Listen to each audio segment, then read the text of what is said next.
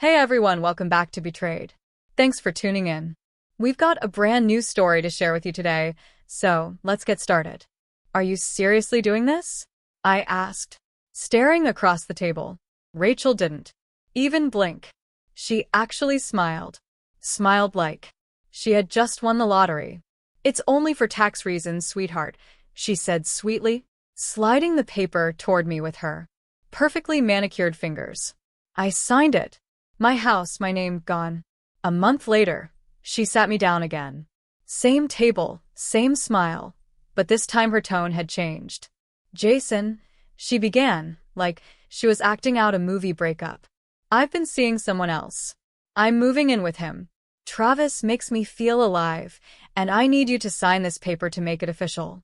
She thought I would break down. Instead, I calmly slid a flash drive across the table. Her smile vanished instantly. What's that? She asked. Security footage. You and him. In my house. In my bed. She didn't say a word. Just stared at the USB drive like it was poisonous. You think I didn't know? I said. You think I actually gave you the house? I leaned forward, eyes locked on hers. I never transferred anything. What you signed last month was a document, giving up your claim to the property. She gasped, whispering, What? You just legally gave up everything, Rachel. And you did it with a smile. Boom. Her world crumbled. And that was only the beginning of my revenge. She stood there, frozen. Her lips parted like she wanted to come up with something clever. Maybe some manipulative line she'd used in the past. But nothing came out, not this time. I leaned back in my chair, watching the fear rise up her face like slow poison. Her confidence melted away. Not all at once, but little by little. The mask broke, revealing something desperate and ugly underneath. She snatched the flash drive. You recorded me? You're spying on me now? Her voice was sharp, but it trembled. I protected myself, I said calmly. You're the one who let your boyfriend moan your name on my security system. That hit her hard. I could see it. Her face turned red. Her jaw clenched like she might break her own teeth. Then came the outburst. You're sick. You're controlling. This is why I couldn't stay with you. You suffocate everyone around you. She yelled, slamming her hand on the table like she could change what had already happened. I didn't move. I'd rehearsed this moment 100 times in my head. And in real life, it was even more satisfying. You said it was for tax reasons, I said, my voice low and steady. I agreed because I wanted to believe you were still the woman I married. But you knew exactly what you were doing. You thought you were clever. Her eyes darted to the door. She was about to run. But I wasn't finished. I already called your boyfriend, I added. She froze. You what? I told him you tricked me into signing over the house. And that now you were planning to leave him, too. Playing both sides to see who had the bigger bank account. Her eyes widened. You're lying. I'm not. And guess what? He believed me because deep down, a guy like him never really trusted you either. I let the silence hang there. Then I slowly stood up and walked toward the front door. Where are you going? She asked, her voice barely a whisper. I opened the door. 2 large men stepped in, my company's security team. Rachel, these gentlemen will escort you out of the house. You have 10 minutes to collect your belongings. She laughed, a wild, broken kind of laugh. You think you can do this to me? After everything we've been through? Everything? I repeated. You mean the months you were sneaking around behind my back? Or the part where you were going to kick me out of my own house? To live with a guy who calls himself Tog? That shut her up. I could ruin you, she hissed. You don't know who you're dealing with. But her words were empty now. She was grasping for control in a game she had already lost. I stared straight into her eyes. No, Rachel. You didn't know who you were messing with. And with that, I turned and walked away, leaving her in the house she thought she owned. Only it wasn't hers. And tomorrow, she would learn. I had saved the best part for last. The next morning, my phone buzzed before sunrise. Unknown number. I didn't answer. 15 minutes later, another call. Then a text. Jason, please. We need to talk. It was her. I ignored it. Let her sit in the mess she created. But by noon, curiosity got the better of me. Not about Rachel. I was done with her. I just wanted to see what else was falling apart. So I checked the tracker I had installed in her car 6 weeks ago. When I first noticed her changing perfumes, the secretive texts, and sudden girls' nights. The signal came from Maple Ridge Avenue, Travis's neighborhood. I smiled. I gave it about an hour, then drove over. Parked across from his condo, just in time to see her storming out, dragging 2 suitcases, yelling into her phone like a banshee. She was furious. Hair messy, makeup smudged. This wasn't the polished, cold version of Rachel I used to know. This was real. Raw, unfiltered, and broken. Travis didn't even come to the door. Rachel sat on the curb, calling him over and over again. Then she started crying. I should have felt something. Maybe pity. But I didn't. I watched quietly until some friend in a rusty Corolla showed up to pick her up. Then I went to work. While she had been busy building her fantasy of betrayal, I had been preparing my own quiet plan. I'd already redirected all the financial accounts, removed my name from our shared credit cards, and moved the joint business account into a new LLC under my name alone. And the best part? Rachel had no idea that Travis, her muscle-bound, shallow boyfriend, had been talking to me behind her back for 2 weeks. All it took was one fake message. I made a dummy Instagram account, posing as a girl named Lexi. Said I heard about him through Rachel and was curious. He replied in under 5 minutes. After that, it was easy. I got him to open up. I showed him screenshots of Rachel trash-talking him to me. Old messages. Told him she once called him a temporary distraction during a tough time. Said she planned to dump him after she secured the house. He believed every word. Maybe it was true.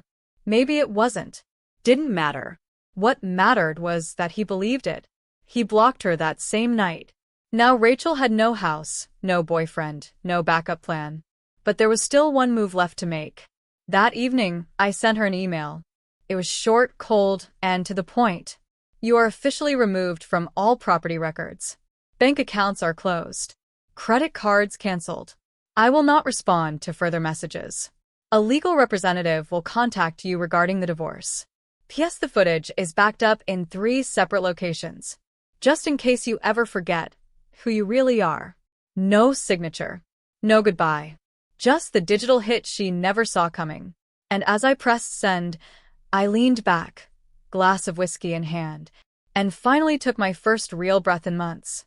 She tried to play me, but Rachel forgot the most important rule. I always finish what I start. And she had no idea what I still had planned. 2 days passed. Silence. No calls. No texts. Not even one of her usual manipulative emails. But I knew Rachel. The silence wasn't peace. It was the calm before her next storm. She was regrouping, spinning new lies, maybe reaching out to old exes, looking for a couch to crash on or a new angle. She wasn't crying in a corner somewhere. Rachel only cried when it served her. So I stayed ahead. That night, I called Mark, an old college friend of mine, now a forensic accountant. Weeks earlier, I had asked him to quietly review our shared financials. His voice came through the phone, sharp and excited.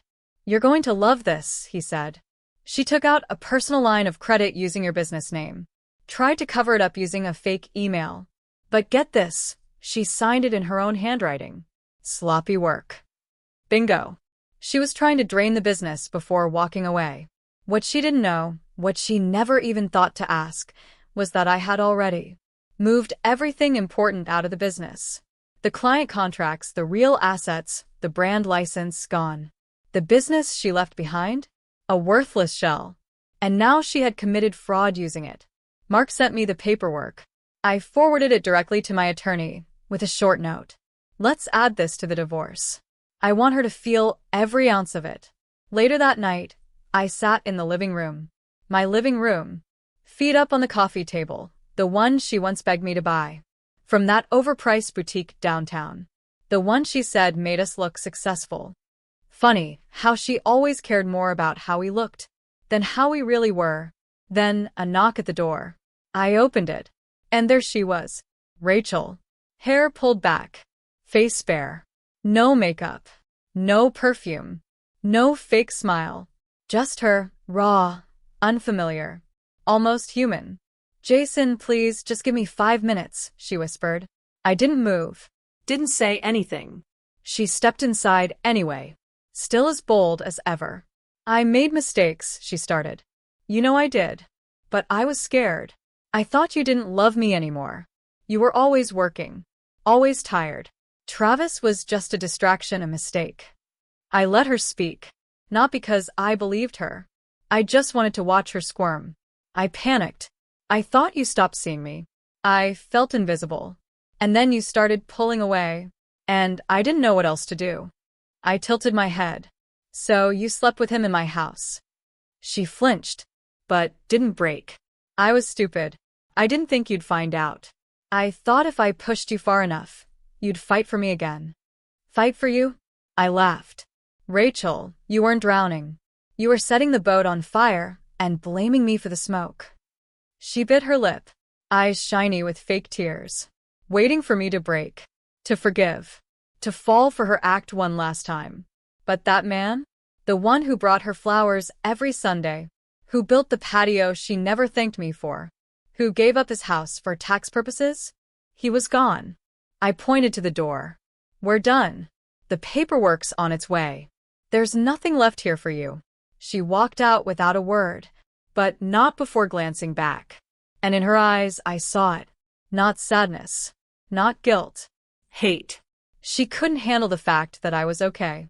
That I wasn't broken, desperate, or pleading. She thought destroying me would give her power. Instead, it made her irrelevant. And I still wasn't finished. The next morning, I woke up to over 100 missed calls. Different numbers. Burner phones. Even blocked ones. All from Rachel. I didn't answer a single one. But around 10 a.m., a new voicemail came through. This one from a number I knew. Her sister, Emily. We hadn't spoken in months. Not since Rachel made sure I was cut off from her side of the family. But Emily had always been smarter than Rachel gave her credit for. I played the message. "Jason, I don't know exactly what happened, but Rachel showed up at my place last night, crying her eyes out. She's a mess. I've never seen her like this. She said you ruined her. Honestly, whatever you did, I hope it was worth it. She's been lying to everyone for years. Call me if you want to talk." I didn't call back. Not yet. Instead, I opened my laptop and pulled up the final piece I'd been saving. A video, edited, time-stamped, fully organized. It was footage of Rachel and Travis. In my guest room. In my kitchen. In my car. Multiple angles. Multiple nights. Each clip worse than the one before. Rachel giggling as she straddled him on the couch I built with my dad. Wearing my hoodie, pouring wine for him in my kitchen, like it was her personal kingdom. But the final clip? That was the highlight. Rachel, lying naked in my bed, laughing. He's so clueless. By the time he figures it out, I'll have the house and the business. Travis, babe, we'll be out of here by next month. I uploaded it to a private cloud, then sent the link directly to her attorney.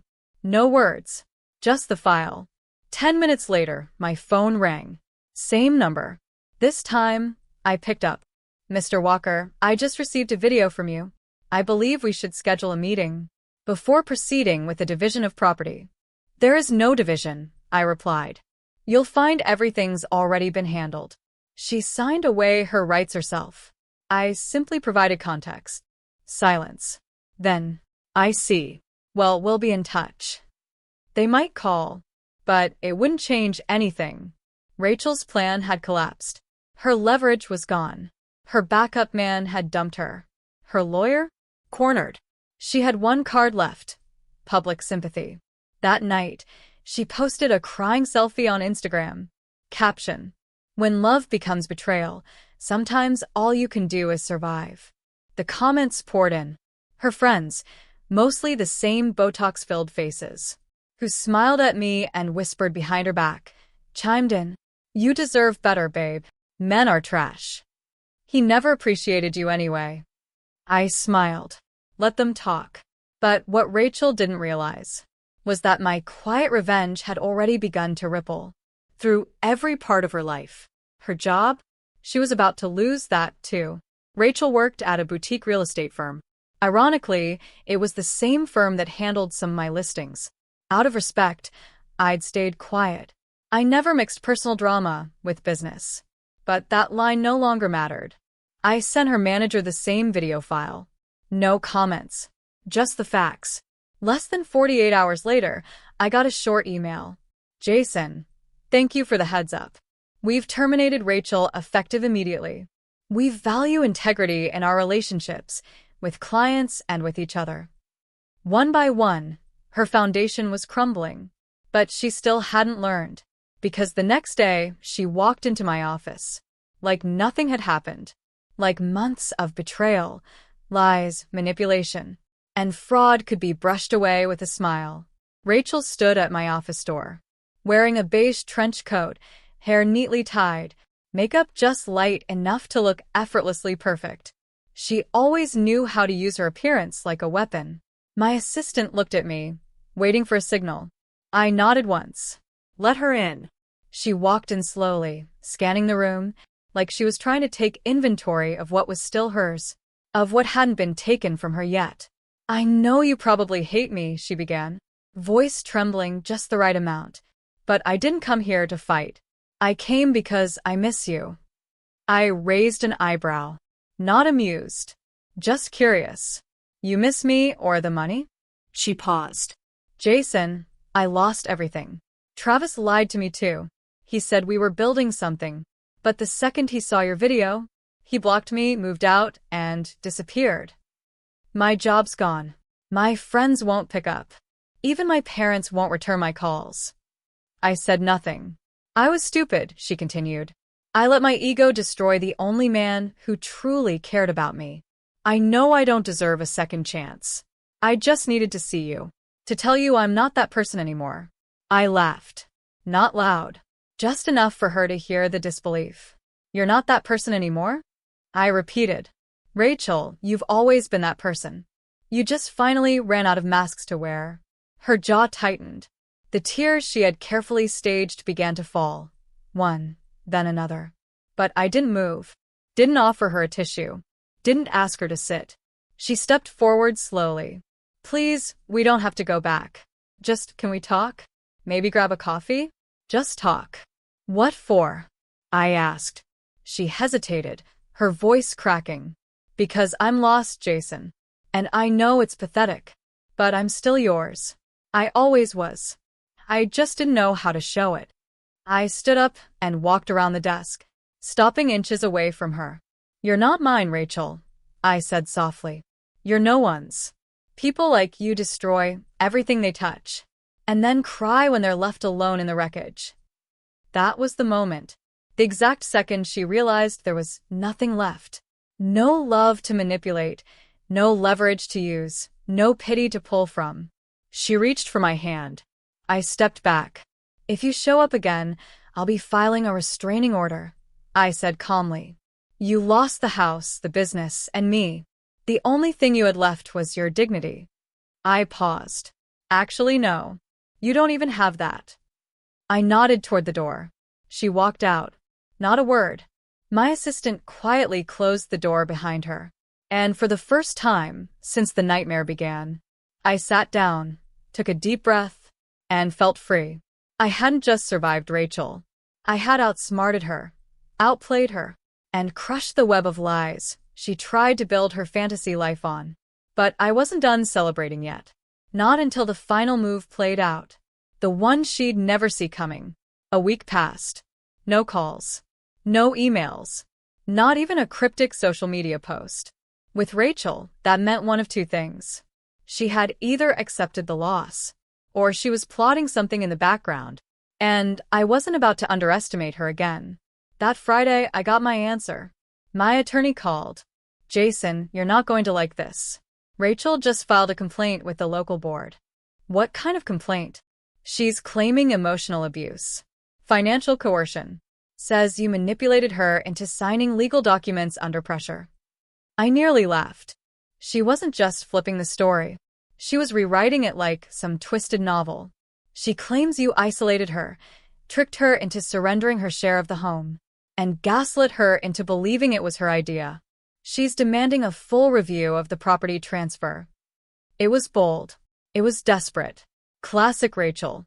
But she forgot one thing. I don't make moves I can't prove. I pulled up the final clip. One I had saved for exactly this moment.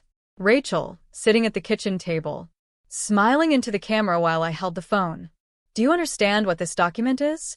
I ask. Yes, she says, clearly nodding. It gives you back full legal rights to the house. I'm fine with that. It's fair. She signs it, then looks up with a grin. There. Now we're even. She laughs. I sent that video to my lawyer. 10 minutes later, he replied. She's done. But I wasn't finished yet. Not out of spite, but because Rachel still thought she could twist my world into chaos. She needed to learn that consequences were real. So I made one last call. To her landlord. She'd been renting a condo temporarily. After Travis dumped her, and her sister kicked her out. I knew the building. One of my business partners owned 3 units there. I made sure he got the full video. No commentary. Just facts. Within 24 hours, Rachel received a notice. Termination of tenancy for violating community guidelines, specifically involving unauthorized individuals, engaging in inappropriate behavior. Caught on camera.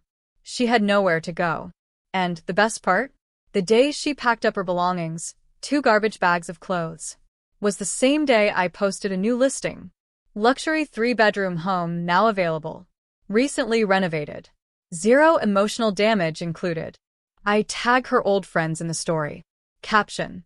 Sometimes you have to clear the rot before the foundation can breathe again. The likes rolled in. Even Emily commented. Should have left her at the curb years ago. I didn't reply. Because now I was finally done. Not just with Rachel, but with the version of myself that tolerated her. The blind, loyal version. That man died the day I saw her with Travis. In the guest room of the home I built for us. The man standing here now? He doesn't get played. 3 months passed. No Rachel. No messages. No drama. This silence wasn't a trap. Not a pause before another betrayal. It was real. She was gone. Vanished from all the places we once shared. I didn't look her up. Didn't ask around. I didn't need to. But the world has a strange way of giving you closure when you least expect it. I was having coffee with a client at a downtown cafe, midway through explaining a property investment, when I saw her. Across the street. Rachel. No heels. No makeup. No mask. Her hair was tied back in a loose knot, and she wore a wrinkled hoodie that didn't belong to her. Maybe it came from a Goodwill pile. Maybe it was from some temporary couch she was crashing on. She didn't see me. Or maybe she did, and just chose to pretend she didn't. She was holding a takeout bag, walking quickly, like she didn't want to be noticed. The woman who once thrived on attention now couldn't even hold her head up in the daylight. And in that moment, I felt absolutely nothing. No anger. No sense of victory. No desire to wave at her, smirk, or shout. Look at me now. I just took another sip of coffee and turned back to my client. She was no longer part of my story. Later that night, I sat alone on the balcony of my new place. Smaller, quieter, nothing flashy. I had rebuilt everything from the ground up. No ghosts in the closets, no lies hidden in the walls. Just me and peace. I thought back to everything that had happened. The lies, the betrayal, the fake smiles, the stolen plans. I remembered the way she looked at me while handing me the pen, saying, "It's just for tax purposes, honey." Like she wasn't in the middle of erasing me from my own life. But what she didn't know, what none of them knew, was that I had already erased her from mine. Long before the paperwork. Long before the final scream. Long before I caught her laughing in my house with another man, disrespecting everything we had built together. I let go. And that was my power. She thought I'd fall apart. That I'd beg. That I'd shatter. But I didn't. I planned. I watched. I waited. And when the time came, I didn't just take back my house, my name, and my pride. I took back myself. If anyone out there is listening, if you're in a mess like I was, remember this. She's not smarter than you. She's just sneakier. Don't yell. Don't beg. Don't break. Stay calm. Watch everything. And when the time is right, let her destroy herself. Because in the end, the worst thing you can do to a woman like Rachel is show her that you didn't need revenge. You just needed distance.